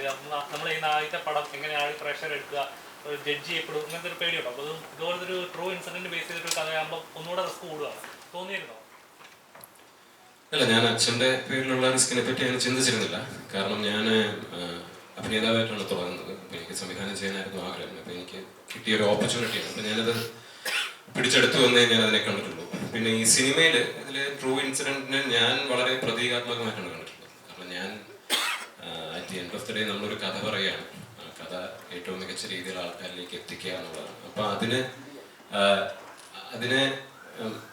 അതിനോട് സത്യസന്ധത പാലിക്കുക എന്ന് പറഞ്ഞാൽ ഈ കേസ് എത്രത്തോളം ഇവിടെ ഡിസ്കസ് ചെയ്യപ്പെട്ടിട്ടുണ്ട് എന്നുള്ളത് ഞങ്ങളൊരു ചോദ്യമായിരുന്നു. അപ്പൊ അതുപോലെ ഒരുപാട് കേസുകളുണ്ട്. അപ്പോൾ അത്തരം കേസുകളും വീണ്ടും ചർച്ച ചെയ്യണം എന്നുള്ളൊരു ഉദ്ദേശം ഇതിന്റെ പിന്നിലുണ്ടായിരുന്നു. അപ്പോൾ അതിന് 1-2 കേസുകൾ മാത്രമേ ചിലപ്പോൾ നമുക്കൊരു സിനിമയിൽ ചെയ്യാൻ പറ്റൂ. അപ്പോൾ എന്നാൽ ഈ കേസ് ഞങ്ങൾ ഇതിന്റെ ഒരു സ്റ്റഡി നടത്തിയിരിക്കുന്നത് തികച്ചും മൊത്തത്തിൽ ഭാവന മാത്രം ഉപയോഗിച്ചുകൊണ്ടല്ല. ഞങ്ങൾ ഞങ്ങളുടേതായിട്ടുള്ള രീതിയിലുള്ളൊരു കേസ് സ്റ്റഡി നടത്തിയിട്ടുണ്ട്. പക്ഷെ അതെങ്ങനെ നടത്തിയെന്ന് പറയുന്നതിൽ കാര്യമില്ല. കാരണം നമ്മൾ എങ്ങനെ ഒരു കഥാകാരൻ കഥ ഉണ്ടാക്കുന്നു, എങ്ങനൊരു അതിന്റെ പ്രോസസ് എന്താണെന്ന് വ്യക്തമാക്കില്ല അതിന്റെ രസം പോലും. ഞങ്ങൾ നമ്മുടേതായിട്ടുള്ള രീതിയിൽ കേസ് സ്റ്റഡി നടത്തിയിട്ടുണ്ട്. ഞങ്ങളത് എത്തിക്കലായിട്ട് ചെയ്യാനുള്ള ഒരു ശ്രമം നടത്തിയിട്ടുണ്ട്. അപ്പോൾ ആ റിസ്ക് എന്നതിനപ്പുറത്തേക്ക് അതിനകത്ത് പറയാനൊരു വിഷയവും അതിനകത്ത് പറയാനൊരു കഥയും ഉണ്ടെന്ന് തോന്നിയത് അത് പറഞ്ഞിരിക്കണം എന്നുള്ളതുകൊണ്ടാണ് ഈ കഥ പറഞ്ഞത്. അതുകൊണ്ട് പിന്നെ മറ്റു റിസ്കിനെ പറ്റി ഒന്നും ചിന്തിച്ചിരുന്നില്ല. ഒരു ക്രൈം ത്രില്ലർ കയ്യിൽ കിട്ടിയപ്പോൾ മ്യൂസിക് ഡയറക്ടർ അനുഭവിച്ച ടെൻഷൻ എന്ന് പറയാമോ? അല്ല, അത് അവന്റെ കാര്യം പറയാൻ വേണ്ടി ഇവിടെ വന്നതാണ്. അത് ഈ ചോദ്യത്തിന് ഉത്തരം രഞ്ജൻ പറയും. കാരണം എനിക്ക് രഞ്ജന്റെ കാര്യം പറയാതെ പോകാൻ പറ്റില്ല. ഒരു സിനിമയെ അപ്ലിഫ്റ്റ് ചെയ്യുന്ന എപ്പോഴും മ്യൂസിക് ഡയറക്ടറാണ്. അപ്പൊ ഈ സിനിമേനെ ഓക്കെ ത്രില്ലർ ഏരിയ എനിക്കറിയാം, വിഷ്ണു അത് ഇവരിന്ന് വർക്ക് ചെയ്ത് ഭയങ്കര. പക്ഷെ ഈ അമ്മ മകൻ ഇമോഷൻസ് പ്ലേ ചെയ്യുമ്പോൾ കണ്ണ് നിറയിപ്പിക്കാന്ന് പറയുന്നത് ഒരു ചെറിയ കാര്യമല്ല. അത് എല്ലാ മ്യൂസിക് ഡയറക്ടേഴ്സും ചെയ്യത്തുമില്ല. ചില ആളുകൾ അത് ഭയങ്കര എക്സ്പീരിയൻസ് ആയി ആ കാര്യത്തിൽ രഞ്ജിൻ രാജ് എടുത്ത ഒരു എഫോർട്ട് മാളികപ്പുറത്തിൽ നങ്ങേലിപ്പൂവിന് കിട്ടിയ പോലെ തന്നെയാണ് മന്ദാരമലക എന്നുള്ള സോങ്ങിൽ ഇന്ന്. ഇപ്പൊ ഞാൻ ഇതിന് മുന്നത്തെ ഇന്റർവ്യൂവിൽ പറയുന്നുണ്ടായിരുന്നു, അവസാന ഷോട്ട് കണ്ടാൽ തിയേറ്ററിൽ കണ്ണ് നിറയുന്നത്. അതിന്റെ ഏറ്റവും വലിയ കാരണം രഞ്ജിനാണ്. അപ്പം ഈ ഒരു വേദിയിൽ ഞാൻ രഞ്ജിന്റെ ഞങ്ങൾ ഒരുമിച്ചുള്ള 5ാമത്തെ സിനിമയാണ്. ഞാൻ രഞ്ജിനോട് എൻ്റെ മനസ്സിൽ നിന്ന് ഞാൻ താങ്ക്സ് പറയണം. അത്രയും ഡെഡിക്കേറ്റഡ് ആയിട്ട് എൻ്റെ കഥകൾക്ക് അല്ലെങ്കിൽ എൻ്റെ ഡയറക്ടേഴ്സിന് വേണ്ടി വർക്ക് ചെയ്യുന്ന ഒരു മ്യൂസിക് ഡയറക്ടറാണ്. അപ്പം താങ്ക് യു വെരി മച്ച്. അത്രയും ബ്ലെൻഡ് ചെയ്യാൻ പറ്റിയെന്നുള്ളതാണ് ഈ സിനിമയിൽ. അതായത് സൗണ്ട് എഫക്ട്സും മ്യൂസിക്കും അത്ര സിങ്കായിട്ട് കഥാപരമായിട്ട് ട്രാവൽ ചെയ്തെന്നുള്ളതാണ്. അത് ഈ പറഞ്ഞ പോലെ അഭിലാഷിൻ്റെ കൂടെ ത്രില്ലർ പടം തന്നെയാണ് ഞങ്ങൾ ഒരുമിക്കുന്നത്. കടാവർന്ന സിനിമയിലാണ് ഞങ്ങൾ ഒരുമിക്കുന്നത്. പിന്നെ 10ാം വളവ് ചെയ്തു, നൈറ്റ് ഡ്രൈവ് ചെയ്തു. അപ്പോൾ അഭിലാഷിൻ്റെ സ്ക്രിപ്റ്റിൻ്റെ ഡൈനാമിക്സ് എന്തായാലും എനിക്കറിയാം. അവൻ കഥ പറഞ്ഞിട്ടില്ലെങ്കിലും എനിക്കറിയാൻ പറ്റാറുണ്ട് ഏത് റൂട്ടിലായിരിക്കും സഞ്ചരിച്ചിട്ടുണ്ടാകുന്ന കാര്യം. അപ്പോൾ അതിൽ സംഭവിച്ചിട്ടുണ്ട്. പിന്നെ വിഷ്ണു ആയിട്ടുള്ള എക്സ്പീരിയൻസ് ഭയങ്കര എനിക്ക് ഒരു എൻ്റെ മ്യൂസിക്കൽ ലൈഫിൽ തന്നെ എനിക്ക് വളരെയധികം വാല്യുബിൾ ആയിട്ട് ഞാൻ വിഷ്ണുവോടും പറയാറുണ്ട്. കാരണം അത്രയധികം എനിക്ക് സ്പേസ് വിഷ്ണു വന്നിട്ടുണ്ടായിരുന്നു. അപ്പം എനിക്ക് തോന്നുന്നു ഈ സിനിമയുടെ റിലീസ് കുറച്ച് ലേറ്റായി. അതുകൊണ്ട് തന്നെ കുറച്ച് നല്ല സമയം കിട്ടി, ഒരു 2-2.5 മാസത്തോളം സമയം കിട്ടി ഞങ്ങൾക്ക് ഡിസ്കസ് ചെയ്യാനും ചെറിയ ചെറിയ മൈന്യൂട്ടായിട്ടുള്ള കാര്യങ്ങൾ, ചില എറേഴ്സ് മാറ്റാനും ചിലത് റീതിങ്ക് ചെയ്യാനും അങ്ങോട്ടും ഇങ്ങോട്ടും തർക്കിക്കാനും നല്ലതിന് വേണ്ടിയിട്ടുള്ള തർക്കം അതൊക്കെ സംഭവിച്ചിട്ടുണ്ട് ഈ പടത്തിൽ. അപ്പോൾ ഞാൻ ഇന്ന് മീഡിയയുടെ മുന്നിൽ പലപ്പോഴും ഞാൻ എല്ലാ പടം കഴിഞ്ഞാലും മീഡിയയുടെ മുന്നിൽ ഒന്നും സംസാരിക്കില്ല. അപ്പം ഞാൻ ഇന്ന് പറഞ്ഞു, ഞാൻ ഇന്ന് പ്രൗഡായിട്ട് എല്ലാവരോടും പറയും തിയേറ്ററിൽ പോയി ഈ സിനിമ കണ്ടേക്കണം എന്നുള്ള കാര്യം എന്ന് പറഞ്ഞു. അത് എൻ്റെ മനസ്സെന്ന് പറഞ്ഞതാണ്. ഈ പറഞ്ഞ പോലെ ഒരുപാട് ലെയേഴ്സ് ഉള്ളൊരു സിനിമ ആയതുകൊണ്ട് വളരെയധികം കഷ്ടം ഞാൻ പണിയെടുത്ത് തന്നെ ചെയ്ത ഒരുപാട് പോകാനും ശ്രീബാല നല്ല പണിയെടുത്തിട്ടുണ്ട്. കാരണം സൈക്കോളജിക്കലിയാണ് ഈ പടം ട്രീറ്റ് ചെയ്യേണ്ടത്, അല്ലാതെ സൗണ്ട് കൊണ്ട് ഞെട്ടിപ്പിക്കാനോ ആരും കേൾക്കാത്ത ടോണോട് ഞെട്ടിപ്പിക്കാനൊന്നും പറ്റുന്നൊരു പടമല്ല. ഇത് ഇമോഷനാണ്. ആ ഇമോഷന്റെ ലെയേഴ്സ് എന്ന് പറഞ്ഞാൽ ഭയങ്കര നാരോ ആയിട്ടുള്ള ഒരുപാട് ലെയേഴ്സ് ഉണ്ട്. അത് ഒരു ലെയറായിട്ട് നിങ്ങളെ ഫീൽ ചെയ്യിപ്പിക്കുക എന്നുള്ളതായിരുന്നു എൻ്റെ ഒരു ഉത്തരവാദിത്വം. അതൊരു പരിധിവരെ ഞാൻ അച്ചീവ് ചെയ്തിട്ടുണ്ടെന്ന് വിശ്വസിക്കുന്നത്. അതുകൊണ്ട് കോൺഫിഡൻ്റ് ആയിട്ട് എനിക്കിന്ന് കാണാൻ പറ്റി എൻ്റെ സിനിമ. അല്ലെങ്കിൽ ഞാൻ ഇപ്പോഴും എൻ്റെ എറേഴ്സ് മാത്രമാണ് കാതിൽ കേൾക്കുക തിയേറ്ററിൽ. പക്ഷെ ഞാൻ ഇന്ന് എൻ്റെ സിനിമ എന്നൊക്കെ മറന്ന് ഇമോഷൻ എനിക്ക് കിട്ടി. ഞാനും കണ്ണൊക്കെ നിറഞ്ഞിട്ടാണ് തിയേറ്ററിൽ നിന്ന് ഇറങ്ങിയത്. പിന്നെ എനിക്ക് കിട്ടുന്ന മെസ്സേജസ് ഒന്നും എനിക്കത് മനസ്സിലായി. ഇപ്പൊ ഈ ചോദിച്ച ഹൈദരൊക്കെ ചോദിച്ചതിന് അതിനൊരു വലിയൊരു നന്ദി രാജാകൃഷ്ണൻ ചേട്ടനോട് നമുക്ക് പറയാനുണ്ട്. MR രാജാകൃഷ്ണൻ ഒരുപാട് ഹിറ്റ് സിനിമകളും ഹിറ്റിനെക്കാളും ഉപരി ക്രിയേറ്റീവ് ആയിട്ടുള്ള ഒരുപാട് സിനിമകൾ ചെയ്തൊരു വ്യക്തി കൂടിയാണ് MR രാജാകൃഷ്ണൻ. ഇപ്പൊ രാജേട്ടനാണ് മാളികപ്പുറമൊക്കെ വർക്ക് ചെയ്തത്. മാളികപ്പുറത്തിന്റെ ഫോർമാറ്റ് എന്താ നിങ്ങൾക്കറിയാം, വളരെ ലൗഡ് മ്യൂസിക് ആയിരുന്നു. ലൗഡ് എന്ന് പറഞ്ഞാൽ സിനിമയ്ക്ക് ആവശ്യമുള്ള ലൗഡ്നെസ് ആയിട്ടുണ്ടായിരുന്നു. പക്ഷെ ഇത് അങ്ങനെയല്ല. ഈ സിനിമയ്ക്ക് ആവശ്യമായ ഒരു പേസിലും ഡൈനാമിക്സിലും കൃത്യമായിട്ട് ഡിസൈൻ ചെയ്തെന്നുള്ളതാണ്. ഒരു പൊടിക്ക് മേലും ഒരു പൊടിക്ക് താഴെയോ പോയി കഴിഞ്ഞാൽ ഈ ഉദ്ദേശിച്ച റിസൾട്ട് കിട്ടണമെന്നുണ്ടായിരുന്നില്ല. പക്ഷെ ഇന്ന് ഞങ്ങൾ ഹാപ്പിയാണ്, ഞാൻ ഹാപ്പിയാണ് ആസ് എ മ്യൂസിക് കമ്പോസർ എന്ന് തീർത്തുന്നുണ്ട്. ചേട്ടാ ഒരു മിനിറ്റ് ചേട്ടാ, റിയാലിറ്റി ഷോ പ്രൊഡക്റ്റ് ആണല്ലോ ചേട്ടാ. അപ്പോൾ ആ ഒരു ജേർണിയിൽ നിന്ന് ഈ ഒരു മ്യൂസിക് ഡയറക്ടർ എന്നുള്ളൊരു ജേർണി എന്ത് ഫീൽ ചെയ്യുന്നു? Actually you are A good singer also. Music direction ആയിരുന്നു പാടുന്ന സമയത്തും എൻ്റെ ലക്ഷ്യം. അപ്പോൾ ആ റിയാലിറ്റി ഷോയിലുള്ള എൻ്റെ എല്ലാ സുഹൃത്തുക്കൾക്കും ജഡ്ജസിനൊക്കെ അത് അറിയുന്നൊരു കാര്യമായിരുന്നു. അപ്പോൾ ആ ലക്ഷ്യത്തിലേക്കുള്ള ട്രാവൽ തന്നെയാണ്. അപ്പോൾ ഇവിടെ എത്തി നിൽക്കുന്ന സമയത്ത് ഇപ്പൊ പണ്ടത്തെ ആ റിയാലിറ്റി ഷോ ഫ്രണ്ട്സ് ഒക്കെ പറയാറുണ്ട്, നീ അന്ന് പറഞ്ഞത് ഞാൻ സംഭവിച്ചല്ലേ എന്ന് ചോദിക്കാറുണ്ട്. അപ്പോൾ ആഗ്രഹിച്ചത് തന്നെയാണ്, അൺഎക്സ്പെക്ടഡ് ആയിട്ട് കിട്ടിയതല്ല. സ്റ്റിൽ ആ ഫ്രണ്ട്ഷിപ്പ് നിങ്ങളുടെ ഒരു കോംബോ ഉണ്ടല്ലോ. തീർച്ചയായിട്ടും അഭിലാഷിന്റെ കൂടെ ഞാൻ പറഞ്ഞില്ലേ, അവൻ ഇത്രയും ഫോർമലായിട്ട് ആദ്യമായിട്ട് അഭി സംസാരിക്കില്ല ഞാൻ കാണുന്നത്. താങ്ക് യു കിട്ടി. എല്ലാവരോടും നന്ദിയുണ്ട് എനിക്ക്. അടുത്ത പടത്തിന്റെ റെക്കോർഡിംഗ് നാളെ തുടങ്ങുക. അത് അഭിലാഷേട്ടനെ കൊണ്ടൊന്ന് പാടിപ്പിക്കണം കേട്ടോ. അത് ഞാൻ ഇവിടെ പറയുന്നു. അഭിലാഷേട്ടൻ എൻ്റെ ഒരു പാട്ട് പാടാനുണ്ടെന്ന് തോന്നുന്നു. അതുകൊണ്ട് നൈസായിട്ട്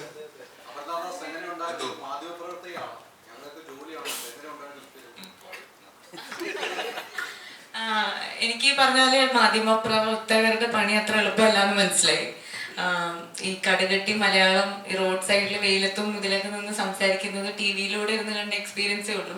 പക്ഷെ അത് ചെയ്തപ്പം അത്യാവശ്യം കറക്റ്റ് ലൈവ് ലൊക്കേഷൻസിൽ വെച്ചൊക്കെ തന്നെയാണ് ഏകദേശം അത് ഷൂട്ട് ചെയ്തേക്കണേ. അപ്പം അതിൻ്റെ ഒരു ഡിഫിക്കൽട്ടി മനസ്സിലായി. പ്ലസ് ഈ സിനിമ അത്രയും സീരിയസ് ആയ ഒരു സബ്ജക്റ്റ് ഹാൻഡിൽ ചെയ്യുന്നതുകൊണ്ടും പിന്നെ ഒരു വലിയ ടീം, വലിയ കാസ്റ്റ്, ഒരുപാട് ക്രൂ ഉള്ള ഒരു സിനിമ വർക്ക് ചെയ്തതിൽ ഒരുപാട് സന്തോഷം.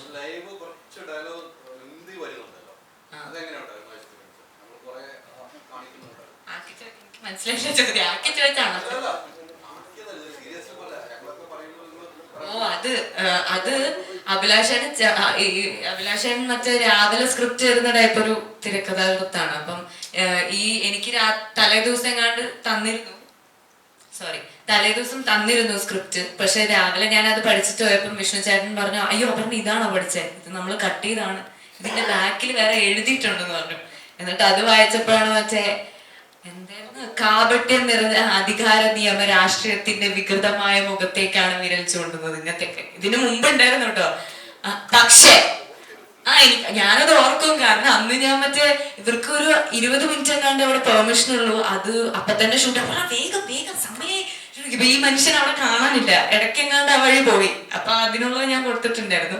പക്ഷെ അത് അന്ന് പഠിച്ചാണ്, എളുപ്പമല്ല ചേട്ടാ, കഷ്ടമാണ്. ഇനി ഓസ്കർ 2 വരുമ്പോ അതിനേട്ട ആ കഥാപാത്രത്തിന് വേറൊരു മുഖമായിരിക്കും കാണാറുണ്ട്. അതിന്റെ ഡിസ്കഷൻ വന്നിട്ടുണ്ടോ? ഇല്ല, ഇത് ചെയ്യുന്ന സമയത്ത് ഈ പടം വർക്കായ സെക്കൻഡ് പാർട്ട് ഉണ്ടാവും. അപ്പൊ അതില് നീ ആയിരിക്കും അങ്ങനെ പറഞ്ഞു പോയിട്ടുണ്ട്. മനസ്സിലാവല്ലേ ലാസ്റ്റ് ക്ലൈമാക്സ്? അല്ല, അത് ചിലപ്പോ ഞാൻ അല്ലെങ്കിൽ അതാണ് ഇപ്പം എഴുതിയൊക്കെ വരുമ്പോ അവന് വേണ്ട വേറെ ആളാക്കാൻ നടക്കണല്ലേ. അപ്പൊ പടം ഹിറ്റായപ്പോഴേക്കും ഞാൻ വിളിച്ചു, ചേട്ടാ സെക്കൻഡ് പാർട്ട് എപ്പോഴാന്നൊക്കെ ചോദിച്ചു. ഉണ്ടാവും പറയാം. അപ്പോഴേക്കും ആടിന്റെ പരിപാടി ഓണായിരുന്നു. ഇപ്പൊ ഉണ്ടാവുമായിരിക്കും. എനിക്ക് ഞാൻ സത്യം പറഞ്ഞാൽ ഒരു ദിവസം ഷൂട്ട് ഉണ്ടായുള്ളൂ. അത് ഒരു വൈകുന്നേരം പോയിട്ട് രാത്രി 1:30 തീർന്നു. ഞാൻ ഇത്രയും പടങ്ങൾ ചെയ്തിട്ടുണ്ടെങ്കിലും ഇത്രയും റിസർച്ച് അല്ലെങ്കിൽ ഇതിനെപ്പറ്റി പഠിച്ചിട്ട് ചെയ്ത ഒരു ക്യാരക്ടർ ഹോസ്റ്റലറിന്റെ ക്യാരക്ടർ. കാരണം ഒറ്റ ദിവസം ബാക്കിയുള്ള ഒരു 3 ദിവസം 4 ദിവസം പതുക്കെ ട്രാക്കിലാവും. ഡയറക്ടറിന് എന്താ വേണ്ടെന്നുള്ള രീതിയിൽ ഇത് സമയമില്ല. അപ്പുറം ട്രാക്കിലാകുമ്പോഴേക്കും ഞാൻ ബാക്കപ്പ് ആവും. അപ്പോൾ കുറച്ചധികം ഒരു 1.5-2 ആഴ്ചത്തോളം ഞാൻ ഇതിനെപ്പറ്റി കുറച്ചധികം പണിയെടുത്തായിരുന്നു. അപ്പൊ അതിന്റെ റിസൾട്ടായിട്ട് എല്ലാവരും നല്ല അഭിപ്രായം പറഞ്ഞു. അപ്പൊ സന്തോഷമുണ്ട്. റേറ്റിംഗിന് വേണ്ടിയാണ് മീഡിയാസ്, റേറ്റിംഗിന് വേണ്ടിയാണ് ഒരു വാർത്തയ്ക്ക് പിന്നിൽ പോകുന്നത്. റേറ്റിംഗ് കിട്ടിക്കഴിഞ്ഞാൽ അവിടെ നിർത്തുന്നു. ഇവരുടെ സ്റ്റോറിയിൽ പറഞ്ഞു പോകുന്നത് അത്ര ഒരു മത്സരം ചാനൽ യുദ്ധം നടക്കുന്നുണ്ട് വിശ്വസിക്കുന്നു ഓരോ വാർത്തകൾ.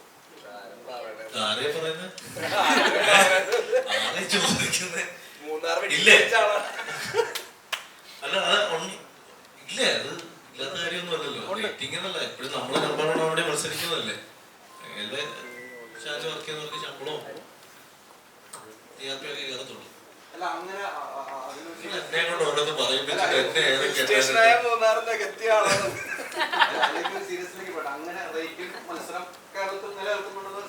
ചേട്ടാ, കേരളത്തിലല്ല, എല്ലാ ലോകത്ത് എവിടെയൊക്കെ മാധ്യമങ്ങളുണ്ടോ, അവിടെ കോമ്പറ്റീഷൻ ഉണ്ടോ, അവിടെയൊക്കെ TRP റേറ്റിംഗിന് വേണ്ടി ആദ്യം ആര് റിപ്പോർട്ട് ചെയ്യുന്നു, ആര് അതിന്റെ ജെന്യൂനിറ്റി നോക്കുന്നുണ്ടോ എന്നൊക്കെ സെക്കൻഡറി ആണെന്ന് എനിക്ക് തോന്നുന്നത്. ആര് റിപ്പോർട്ട് ചെയ്യുന്നു ഫസ്റ്റ്? ഇതാണല്ലോ.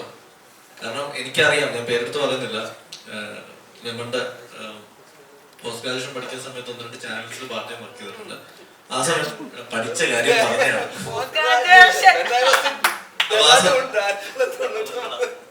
ആ സമയത്ത് ഒരു ചാനലിലെ ഒരു പ്രോഗ്രാം പ്രൊഡ്യൂസർ എൻ്റെ അടുത്ത് പറഞ്ഞാണ്, ഇവിടുത്തെ പല VIPസിന്റെയും എല്ലാ വാർത്തകളും റെഡിയാക്കി വെച്ചിരിക്കുകയാണ്. സപ്പോസ് അവർക്ക് എന്തെങ്കിലും സംഭവിച്ചാൽ അപ്പൊ തന്നെ എയർ ചെയ്യാനായിട്ട്.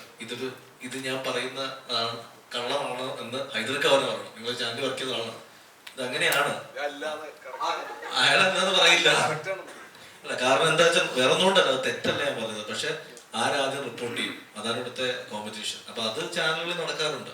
ഈ മത്സര ബുദ്ധിയിൽ നമ്മളൊരു വാർത്ത റിപ്പോർട്ട് ചെയ്യാൻ പോയിട്ട് പിന്നീട് ആ വാർത്തയ്ക്ക് പിന്നിൽ പോകാതെ ഒരു യാത്രയാണ്. നമുക്ക് ഇപ്പൊ ഈ സിനിമയിൽ തന്നെ പറഞ്ഞു വെക്കാം, നമുക്കൊരു വാർത്ത കഴിഞ്ഞു കഴിഞ്ഞാൽ അതിൽ പോകില്ല, പിന്നീട് അതിന്റെ അന്വേഷണത്തിൽ പോലും ഒരു ഡെസ്കിൽ നിന്ന് അറിയാമെങ്കിൽ നമ്മുടെ മേൽ ഇരിക്കുന്ന അധികാരികളാണ് നമ്മൾ അതിന്റെ പിന്നിൽ പോകണമെന്ന് പറയാറില്ല. അപ്പൊ അവിടെ വെച്ച് വാർത്ത നിന്നു പോകും. ഇപ്പൊ ഈ കേസ് തന്നെ അന്വേഷണത്തിൽ ഈ സിനിമ തന്നെ നമുക്ക് എടുത്തു കഴിഞ്ഞാൽ ഇനിയും ഇത് അന്വേഷണത്തിലേക്ക് പോകേണ്ട കടമ്പകളുണ്ട്. ഇപ്പൊ സെക്കൻഡ് പാർട്ടിനൊരു ഊഹം പറഞ്ഞുകൊണ്ട് പറഞ്ഞാൽ ഇപ്പൊ നമ്മള് മിഷേലിന്റെ കേസാണെങ്കിലും അവിടെ വെച്ച് നിൽക്കുന്നു, പിന്നെ അടുത്ത കേസ് റിപ്പോർട്ട് വേറെ കേസിലേക്ക് പോവാം, അവിടെ വെച്ച് നിന്ന് പോകുന്നു. അത് പ്രേക്ഷകർക്ക് അറിയാൻ കഴിയുന്നില്ല. അത്തരം ഒരു തോന്നലിനും മാറ്റി ചിന്തിക്കേണ്ടതല്ലേ ഈ മാധ്യമങ്ങൾ? ചേട്ടാ, തീർച്ചയായിട്ടും നിങ്ങളല്ലേ ചിന്തിക്കണ്ടേ, ഞാനാണോ? അല്ല, അത് നിങ്ങൾ പറയുമ്പോൾ നമുക്കൊരു കാര്യമാണ്. ഞാൻ പറഞ്ഞത് ചേട്ടന് മാറാനൊന്നും പോകുന്നില്ല. അതായത് ഇവിടെ എന്നും ആളുകൾ കാണാൻ ഇഷ്ടപ്പെടുന്ന വാർത്ത റിപ്പോർട്ട് ചെയ്ത് നല്ല ലൈവായിട്ട് പൊക്കോണ്ടിരിക്കുമ്പോൾ അതിനേക്കാൾ നല്ലൊരു വാർത്ത വരുമ്പോൾ ഓട്ടോമാറ്റിക്കലി ഈ വാർത്ത മുങ്ങും. അതങ്ങനെയാണല്ലോ. അടുത്ത സമയത്ത് ഞാൻ പറയുന്നില്ല, അടുത്ത സമയത്ത് കേരളത്തിലെ വാർത്തകളുടെ ഒരു ഗ്രാഫ് എടുത്ത് നോക്കിയാൽ മതി. കാരണം പല വാർത്തകളും ഒരാഴ്ച അങ്ങോട്ട് പോയി കത്തി കയറി എന്നിട്ട് പെട്ടെന്ന് ഈ വാർത്ത തന്ന് വേറൊരു വാർത്ത കയറിയില്ല, അപ്പോൾ മറ്റേ വാർത്തകൾ താഴെ പോകും. ഇത് സ്വഭാവമായിട്ട് അങ്ങനെ. ഞാൻ ചെയ്ത നൈറ്റ് ഡ്രൈവ് എന്ന സിനിമയുടെ തുടക്കത്തിൽ ഒരു ഡയലോഗ് പറയുന്നുണ്ടത്, ഈ സ്വർണ്ണക്കടത്ത് കേസുമായിട്ട് ബന്ധപ്പെട്ട ഒരു സാധനം സിനിമയിൽ പറയും. അപ്പോൾ വേറെ എന്തെങ്കിലും ഒരു കേസ് ഉണ്ടെന്ന് ഇതൊന്ന് താക്കടോ എന്ന് പറയുന്ന ഒരു ഡയലോഗ് ഉണ്ട്. അപ്പൊ എന്ന് പറയുന്നത് ഇതിവിടെ നടക്കുന്നതല്ലേ, ഇത് എന്നെയും കൊണ്ട് ഇവരെയും കൊണ്ടും പറയിച്ചിട്ട് നാളെ ആനന്ദ് ശ്രീവാല ടീം വിമർശിച്ചു എന്ന് പറയാനല്ലേ? ഇല്ല, ആ പരിപാടിക്കില്ല. അല്ല, നടക്കുന്നുണ്ട് കളി. ഇതില് അർജുന്റെ കഥാപാത്രം അജുച്ചന്റെ കഥാപാത്രം ചോദിക്കുന്നുണ്ടല്ലോ, ഇത് നിനക്ക് മറ്റേ അയാളോടുള്ള ദേഷ്യം പറയുമല്ല. ആദ്യം ഇത് അങ്ങനെയായിരുന്നു, പക്ഷെ ഇപ്പൊ ഇതെനിക്ക് തെളിയിക്കാനുള്ള ഒരു വാശിയെന്ന് പറയുന്നത്. പക്ഷെ അങ്ങനെ ചിന്തിക്കുന്ന എത്ര മാധ്യമപ്രവർത്തകർ നമ്മുടെ ചുറ്റുമുണ്ട്. അല്ലെങ്കിൽ ഒരു റിപ്പോർട്ടിങ്ങിന്റെ പുറകെ പോയി ആ റിപ്പോർട്ടിങ്ങിന്റെ ജെനുവിൻ കാര്യം എടുത്തുകൊണ്ട് പ്രേക്ഷകരുടെ മുന്നിൽ വെക്കണമെന്ന് ആഗ്രഹിക്കുന്ന റിപ്പോർട്ടർമാർ എത്ര പേര് കാണും? അതെന്തായാലും വളരെ കുറവേ കാണത്തുള്ളൂ. വിനയൻ സാർ എന്ന് പറഞ്ഞു, വിനയൻ സാറിന്റെ പേര് നിലനിർത്തി എന്ന് പറയാം. എനിക്ക് കഴിയും. വിനയൻ സാർ എത്ര സിനിമ ചെയ്തു പറഞ്ഞാൽ വിനയൻ സാറിന് കൈകൾ പത്രമായിട്ടുണ്ട്. എന്താണ് സാറ് പറഞ്ഞത്? അച്ഛൻ സിനിമ ഇറങ്ങിയതിനു ശേഷം തിയേറ്ററിലൊന്നും കണ്ടിട്ടില്ല, പക്ഷെ ഞങ്ങളൊരു ഇൻഹൗസ് പ്രിവ്യൂ കണ്ടിരുന്നു. അപ്പോൾ അച്ഛൻ എൻ്റെ അടുത്ത് പറഞ്ഞത് ഇത് വളരെ പ്രസന്റബിൾ ആയിട്ടുള്ളൊരു സിനിമയാണ്, ധൈര്യമായിട്ട് കാണിക്കാം എന്ന് പറഞ്ഞു. അതിൻ്റെ വിജയപരാജയങ്ങളെ കുറിച്ചോ അതിൻ്റെ മേന്മകളെ കുറിച്ചോ കുറവുകളെ കുറിച്ചോ കൂടുതൽ ഡിസ്കഷനിലോട്ട് പോയിട്ടില്ല. പക്ഷെ ധൈര്യമായിട്ട് പ്രസന്റ് ചെയ്യാം എന്നാണ് എൻ്റെ അടുത്ത് പറഞ്ഞത്. അതാണ് ആ ഒരു കോൺവെർസേഷൻ്റെ ഒരു ചുരുക്കം അതായിരുന്നു. അഭിനയിക്കുന്ന സിനിമയിലാണ് അച്ഛൻ്റെ കൂടെ ഇരുന്ന് സ്ക്രീനിൽ ഇരിക്കുന്ന കാണാറുണ്ട്. അച്ഛനിൽ നിന്നും പഠിച്ച ഒരു പാഠം ഈ സിനിമയ്ക്ക് എത്രമാത്രം ഉപകാരമാണ്? അല്ല, ഞാൻ ആദ്യമായിട്ടാണ് ഒരു സിനിമ സംവിധാനം ചെയ്യുന്നത്. ഞാൻ അച്ഛൻ്റെ സിനിമകളിൽ മാത്രമേ അസിസ്റ്റ് ചെയ്തിട്ടുള്ളൂ. ഒരു പക്ഷെ അച്ഛൻ്റെ കൂടെ നിന്നത് കൊണ്ട് എനിക്ക് കിട്ടിയ ഏറ്റവും വലിയൊരു ഞാൻ കരുതുന്ന ഒരു അഡ്വാൻറ്റേജ് എന്ന് പറയുന്നത് എനിക്ക് സെറ്റ് ഹാൻഡിൽ ചെയ്യുക, അല്ലെങ്കിൽ സെറ്റിൽ ഇത്രയും ആൾക്കാർ നിൽക്കുക, നമുക്ക് എങ്ങനെ ഇമ്മീഡിയറ്റ് ഡിസിഷൻസ് എടുക്കുക എന്നുള്ള ഒരു അത്ര വലിയ ടെൻഷനുള്ള കാര്യമായിട്ട് തോന്നിയത്. എനിക്ക് അപ്പോഴിപ്പോൾ നേരത്തെ ഒരു ചോദ്യം വന്നു, അച്ഛൻ്റെ ആ ഒരു ലെഗസി ഉള്ളത് കാരണം ആ ടെൻഷൻ ഉണ്ടായിരുന്നു. ഞാൻ ഈ സിനിമ എനിക്ക് കിട്ടിയപ്പോൾ തൊട്ട് ഇന്ന് വരെ ഇപ്പോൾ വരെ എൻ്റെ മനസ്സിൽ എനിക്കൊരു ടെൻഷനേ ഉള്ളൂ. അത് ഞാൻ അഭിനയിക്കുന്ന ക്യാരക്ടറാണെങ്കിലും സംവിധാനം ചെയ്യുന്ന സിനിമയാണെങ്കിലും അത് കാണുന്ന പ്രേക്ഷകർ രസിക്കുക, അതൊരു വല്ലാത്ത ഒരു ഭയങ്കര പരിപാടിയാണ്. അത് നമുക്ക് എങ്ങനെയാണ് ചെയ്യുന്നതെന്നുള്ളതിനെ കുറിച്ച് നമുക്ക് എപ്പോഴും അങ്ങനെ അധികാരമായിട്ട് പഠിക്കാനൊന്നും പറ്റില്ല. ആ ടെൻഷൻ എനിക്ക് എപ്പോഴും ഉണ്ട്. ഇപ്പോൾ നമ്മൾ 2 ഷോ കഴിഞ്ഞിട്ടുള്ളൂ, കുഴപ്പമില്ലാത്ത അഭിപ്രായം വരുന്നുണ്ട്. ഇന്ന് രാത്രി എങ്ങനെയായിരിക്കും അത് ട്രാൻസ്ഫോം ചെയ്യുക, നാളെ എങ്ങനെയാണ്, അതാണ് എനിക്ക് എപ്പോഴും ഉള്ള ടെൻഷൻ. ആ ടെൻഷൻ അപ്പുറത്തേക്ക് ഒരു ടെൻഷനും ഉണ്ടെന്ന് എനിക്ക് തോന്നുന്നില്ല. അപ്പോൾ എനിക്ക് ഷൂട്ട് ഹാൻഡിൽ ചെയ്യാനുള്ള ഒരു ധൈര്യം ഞാൻ അച്ഛൻ്റെ സെറ്റുകളിൽ പോയി നിന്ന് എനിക്ക് കിട്ടിയ ഗുണം അതാണെന്നാണ് ഞാൻ. അച്ഛൻ്റെ സിനിമ കഴിയുമ്പോൾ അച്ഛനും മോനും എഴുതാണ് സിനിമ ഓരോ ഷോയിൽ പോയി ചർച്ച ചെയ്യാറ് ഞാൻ നേരിട്ട് കണ്ടിട്ടുണ്ട്. ഇതുപോലെ തന്നെയായിരിക്കും ഇന്ന് രാത്രി അച്ഛനും മോനുമായിട്ടുള്ള ചർച്ചയല്ല. അല്ല, സിനിമയെ കുറിച്ചിട്ട് ഇനി അധികം ചർച്ച ചെയ്തിട്ട് കാര്യമില്ല. കാരണം സിനിമ നമ്മൾ പ്രേക്ഷകരിലേക്ക് സിനിമ അതിന്റെ മാർക്കറ്റിങ്ങിനെ കുറിച്ചിട്ടും എങ്ങനെയാണ് ഈ സിനിമ മുന്നോട്ട് പോകുന്നത് അത്തരം ചർച്ചകളുണ്ട്. ഞങ്ങൾ തമ്മിൽ വളരെ നല്ല ബന്ധമാണ്. ഞാൻ എൻ്റെ പഠനം കഴിഞ്ഞിട്ട് വന്നിട്ട് ഞാൻ അച്ഛൻ്റെ കൂടെ തന്നെ നിൽക്കുകയാണ്. അച്ഛൻ്റെ വിലക്ക് തീരുന്നതിന് മുന്നേ കൂടെയുണ്ട്. അപ്പോൾ വളരെ നല്ല ബന്ധമാണ്. ഞങ്ങളെല്ലാം ചർച്ച ചെയ്യാറുണ്ട്, അച്ഛൻ്റെ സിനിമകളാണെങ്കിലും എൻ്റെ സിനിമകളാണെങ്കിലും. അപ്പോൾ ആ ചർച്ചകൾ നിരന്തരം, അത് സിനിമയുണ്ടെങ്കിലും ഇല്ലെങ്കിലും എല്ലാ ദിവസവും സംഭവിക്കുന്ന ചർച്ച. മലയാളത്തിൽ പണ്ടൊക്കെ കേട്ടിരുന്ന നല്ല നല്ല കഥകൾ വന്നുകൊടുക്കുന്ന സമയത്ത് നമ്മൾ തിരിഞ്ഞു വന്നിരുന്നു. അപ്പോൾ വന്നിരുന്ന ഏറ്റവും വലിയ കംസ് വാങ്ങിയ മലയാള സിനിമയിൽ നല്ല നല്ല റൈറ്റേഴ്സിന്റെ കുറവ് ഉണ്ടെന്നുള്ളതാണ്. പക്ഷേ ഇപ്പോൾ ഏറ്റവും കൂടുതൽ സെലിബ്രേറ്റ് ചെയ്യുന്ന റൈറ്റേഴ്സിൽ ഒരാളെന്ന് പറഞ്ഞാൽ താങ്കളുടെ പേരാണ്. അഭിലാഷ് എന്നാൽ പിന്നെ സിനിമ നല്ലതായിരിക്കും, അല്ലെങ്കിൽ ഇങ്ങനെ ഒരു പ്രതീക്ഷിച്ച് നമുക്ക് പോകാം എന്നൊരു ബ്രാൻഡ് ഉണ്ട്. ശരിക്കും പറഞ്ഞാൽ എത്രത്തോളം ആ ബ്രാൻഡ് നിലനിർത്താൻ കഷ്ടപ്പെടുന്നുണ്ട്? അല്ല, ഓരോ സിനിമ കഴിയുമ്പോൾ മാളികപ്പുറം കഴിഞ്ഞിട്ട് അടുത്ത സിനിമ ചെയ്യുമ്പോൾ എൻ്റെ ഏറ്റവും വലിയ പേടി എന്ന് പറയുന്നത് മാളികപ്പുറം വിശ്വസിച്ച ഓഡിയൻസ് അടുത്ത സിനിമ കാണാൻ വരുമ്പോൾ അവരെ ഡിസപ്പോയിന്റ് ചെയ്യാൻ പാടില്ല. അപ്പോൾ അതിനുവേണ്ടിയാണ് ഇപ്പം ഓരോ സിനിമകളും തമ്മിലുള്ള ടൈം ഡ്യൂറേഷൻ എടുക്കുന്നത്. കാരണം ഒന്ന് കറക്റ്റായിട്ട് സ്ക്രിപ്റ്റ് ഒന്ന് ലോക്ക് ചെയ്ത് ചെയ്യണമെന്നുള്ള ആഗ്രഹമുണ്ട്. പിന്നെ ഈ പറയുന്ന പോലെ തന്നെ ആഗ്രഹമാണ് അങ്ങനെ നിലനിർത്തുക എന്നുള്ളത്. പ്രത്യേകിച്ച് ഇപ്പം റൈറ്റേഴ്സിൻ്റെ കാര്യത്തിൽ ഇന്ത്യയിലെ ഏറ്റവും മികച്ച റൈറ്റേഴ്സ് ഉള്ളത് നമ്മുടെ ഇൻഡസ്ട്രിയിലാണ്. എത്രയോ പ്രഗത്ഭരായ ആളുകളാണ് ഇന്ത്യയിലെ ഏറ്റവും മികച്ച റൈറ്റേഴ്സിനെ ഒരുപക്ഷെ നമ്മുടെ ആയിരിക്കും. അപ്പം ഒരാള് എന്ന് കേൾക്കുമ്പോൾ ഭയങ്കര സന്തോഷമുണ്ട്. അത് നിലനിർത്തുക എന്നുള്ളതാണ് ഇപ്പോഴത്തെ ഏറ്റവും വലിയ ചലഞ്ച്. ഓരോ സിനിമ ഇപ്പം അടുത്ത സിനിമ ഈ വരുന്ന 30-ാം തീയതി ഷൂട്ട് തുടങ്ങാൻ പോവാണ്, സുമതിയോളം മാളികപ്പുറം ടീമിൻ്റെ.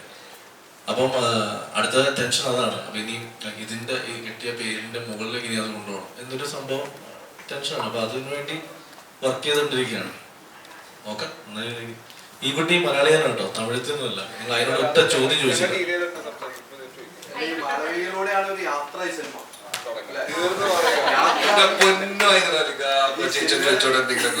യാത്ര അങ്ങനെയാണ് പോകുന്നത്. നല്ല ഏറ്റവും നല്ലൊരു കഥാപാത്രമാണ് അതിനകത്ത് ചെയ്യുന്നത് അല്ലെ? എങ്ങനെയുണ്ടാവുന്ന യാത്ര ചില സ്ഥലങ്ങളിലെത്തുമ്പോൾ? എനിക്ക് മൂവി കാണുന്നതിനെക്കാട്ടിലും ഇങ്ങനെ കുറെ വിക്ടിംസ് ഉണ്ടാവാൻ ചിലപ്പോൾ.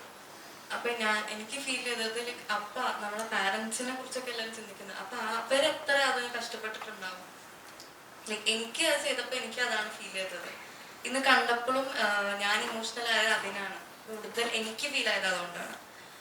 സോ അങ്ങനെ ഒരു ഡെപ്ത് ഉള്ള ക്യാരക്ടർ ചെയ്യാൻ പറ്റിയ നല്ല ടീമാണ്. സോ ഞാൻ ഹാപ്പിയാണ്. മൂവി ഔട്ട്കമ്മിൽ ഞാൻ നല്ല ഹാപ്പിയാണ്.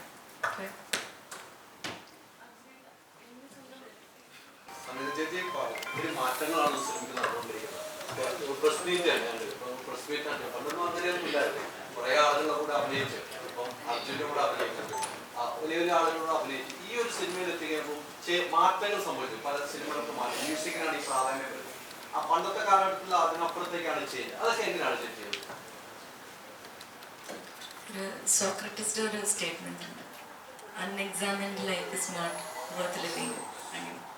അങ്ങനെയാണ് ഞാൻ എടുക്കുന്നത്. ബിക്കോസ് കുറേ വർക്ക് ചെയ്യണോ വേണ്ടോ എന്ന് ആലോചിച്ചിട്ട് ഒരു പീരീഡിൽ ഇത് ഫിക്സ് ആയപ്പോൾ അഡാപ്റ്റ് ചെയ്യണ്ടേ. അപ്പോൾ ഇവരുടെ അടുത്തുനിന്ന് ഒരുപാട് പഠിച്ചിട്ടുണ്ട് ഇപ്പം ഞാൻ. പിന്നെ അതാണ്. അമ്മയായിട്ട് പല റോള് ചെയ്തിട്ടുണ്ട്. ഇതിലൊരു അമ്മ എന്നൊരു ഇമോഷൻ വലുതാണെന്ന് നേരത്തെ തന്നെ പറഞ്ഞു. ഇത്തരം കഥാപാത്രം, അമ്മ എന്നൊരു കഥാപാത്രങ്ങൾ ഇനിയും സിനിമ നേടി വന്നാൽ എങ്ങനെയായിരിക്കും? അങ്ങനെയല്ല, ഞാനൊന്നും കുക്കപ്പ് ചെയ്യുന്നില്ല. എല്ലാം ക്രിയേറ്റേഴ്സ് ഉണ്ടല്ലോ, അവര് പറയുന്നത് എനിക്ക് ഇഷ്ടപ്പെട്ടാൽ അതേപോലെ ഒരു വെറൈറ്റി ഫീൽ ചെയ്താൽ ചെയ്യും. അത് അമ്മയോ ചേച്ചിയോ 15 ഇയേഴ്സിൽ ഞാനൊരു 4 വയസ്സുള്ള കുട്ടിയുടെ അമ്മയായിട്ട് ചെയ്തു തമിഴ് ആദ്യം, മൈ ഫസ്റ്റ് മൂവി. അപ്പം അത് അങ്ങനെയൊന്നും ഞാൻ ആലോചിക്കുന്നില്ല, എനിക്ക് ഇഷ്ടപ്പെടണം. രാവിലെ ഒരു ഫേസ്ബുക്ക് പോസ്റ്റ് കണ്ടായിരുന്നു.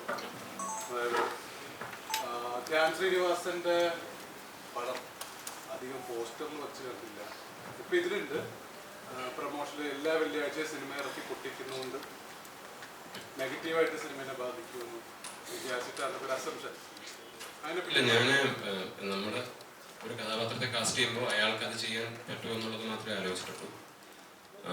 അദ്ദേഹത്തിന് ചേരുന്ന ഒരു കഥാപാത്രമാണ്.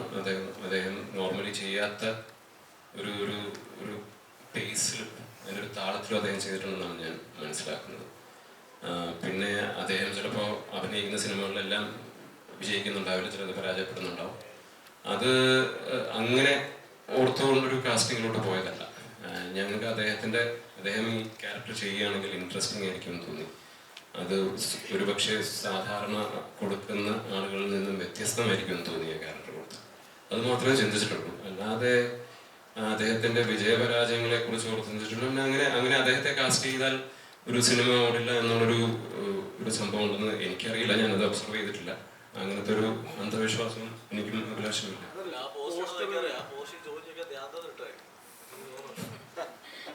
അതൊരു വലിയ സിനിമാ ഗ്രൂപ്പിലാണ് ചർച്ച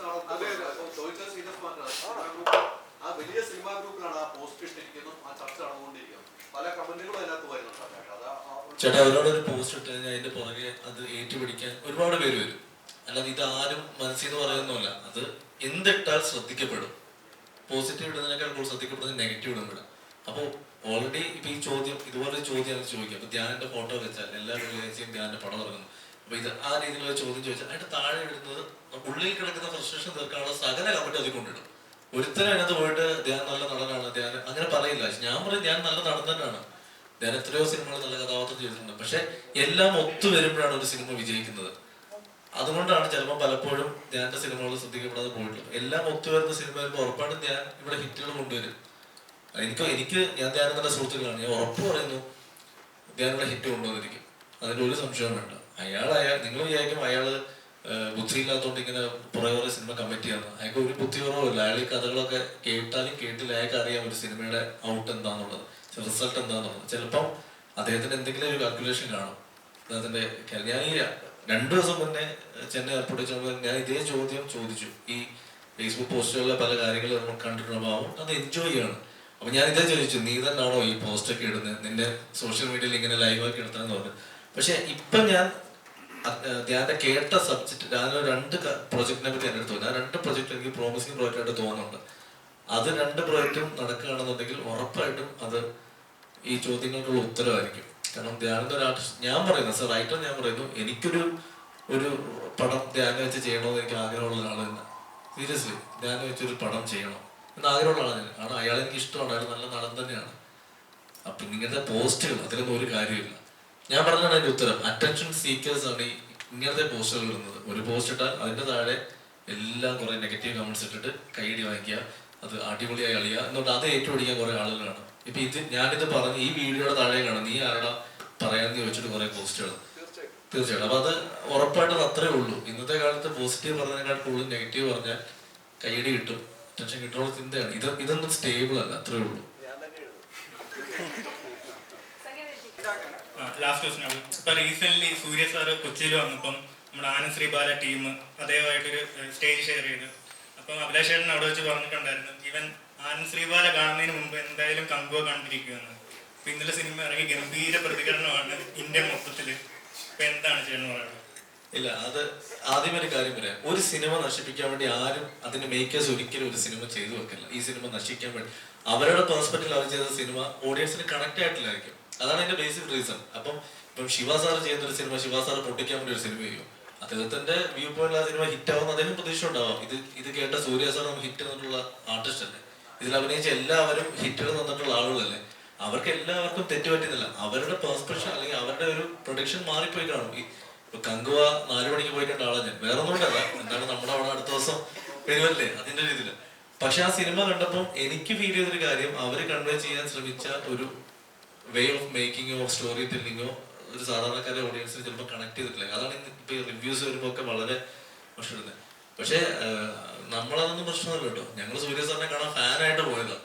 ഇത് വെച്ച് ഞങ്ങൾ ശരിക്കും പറഞ്ഞാൽ ആ സ്റ്റേജിലേക്ക് ചെല്ലുമ്പോൾ ഞങ്ങൾ ഭയങ്കര പ്രൗഡ് മൊമെന്റ് ആയിരുന്നു. ആനന്ദ് ശ്രീബാല ടീമിന് അദ്ദേഹത്തിനൊപ്പം സ്റ്റേജിൽ നിൽക്കാൻ പറ്റുമെന്നുള്ളത്. അന്ന് എനിക്കൊന്ന് അപർണയും ഞാനും വിഷ്ണു കൂടെയാണ് പോകുന്നത്. നമ്മുടെ മാളിപ്പുറം വിഷ്ണു. അപ്പം സത്യം പറഞ്ഞാൽ എനിക്ക് ഭയങ്കര പ്രതീക്ഷയുള്ള സിനിമയായിരുന്നു കേട്ടോ. അതിന്റെ ഒരു ട്രെയിലറൊക്കെ കണ്ടപ്പോൾ ഒരു ഭയങ്കര വേറെ ലെവൽ സിനിമയായിരിക്കും എന്നായിരുന്നു കരുതിയത്. മേക്കിംഗ് വൈസിലൊന്നും അല്ലെങ്കിൽ അതിലൊന്നും ഒരു കോംപ്രമൈസ് ഉണ്ടല്ലോ. എന്തോ എനിക്ക് അറിയില്ല, എല്ലാ ഓഡിയൻസും അത് കണക്ട് ആയിട്ടില്ല. അതാണ് അതിന്റെ ബേസിക് റീസൺ. ഇനി അതിനെപ്പറ്റി ചോദിച്ചിട്ട് ഞാൻ ഇത് എന്തെങ്കിലും പറഞ്ഞിട്ട് കങ്കുവ ടീംസും സൂര്യ ഫാൻസും വന്നിട്ട് നമ്മുടെ നെഞ്ചത്ത് പൊങ്കാലയിടാൻ കങ്കുവയുടെ കാശം അല്ല, നമ്മുടെ പ്രൊഡക്റ്റിൽ കോൺഫിഡൻസ് ഉണ്ടെങ്കിൽ അങ്ങനത്തെ പ്രശ്നമൊന്നുമില്ല. ഇപ്പം ഒരു സിനിമ ഇറങ്ങുന്നതുകൊണ്ട് മറ്റേ സിനിമ കാണില്ല എന്ന് പറയുന്നത് അതൊക്കെ കഴിഞ്ഞു. എല്ലാ സിനിമ എല്ലാവരും കാണുന്നുണ്ട്, അത്രേ ഉള്ളൂ. നീ ക്യാമറ ഓഫ് ചെയ്യണം എന്നെ കാണണേ.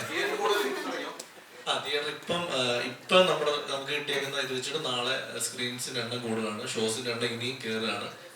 അതായത് നമ്മളിപ്പോ കഴിവതും ഇട്ടിരുന്നതൊക്കെ 2 സ്ക്രീനുണ്ട്, സെക്കൻഡ് സ്ക്രീനിൽ ഇട്ടുകൊണ്ടിരുന്നത് സിനിമകൾ നാളെ തൊട്ട് ഫസ്റ്റ് സ്ക്രീനിലേക്ക് മാറുകയാണ്. അപ്പം അതാണ് ഞാൻ ആദ്യമേ പറഞ്ഞത്. ഇപ്പം ഈ വന്നേക്കുന്ന മീഡിയാസിനോടൊക്കെ വീണ്ടും ഞാൻ റിക്വസ്റ്റ് ചെയ്യുന്നത്, നിങ്ങൾ പറയുന്നതാണ് ഓഡിയൻസ് കേൾക്കുന്നത്. അപ്പം നിങ്ങൾ മാക്സിമം ഇതിന്റെ ഒരു പോസിറ്റീവ് സൈഡ് തന്നെ ഓഡിയൻസിലേക്ക് എത്തിക്കാൻ പറ്റിയാൽ സിനിമ ഒരു വിജയം തന്നെ ആയിരിക്കും. കാരണം അത്യാവശ്യം മുതൽ മുടക്കുള്ളൊരു സിനിമയാണ്, അതുകൊണ്ടാണ് അത് പറഞ്ഞത്. ഓക്കെ.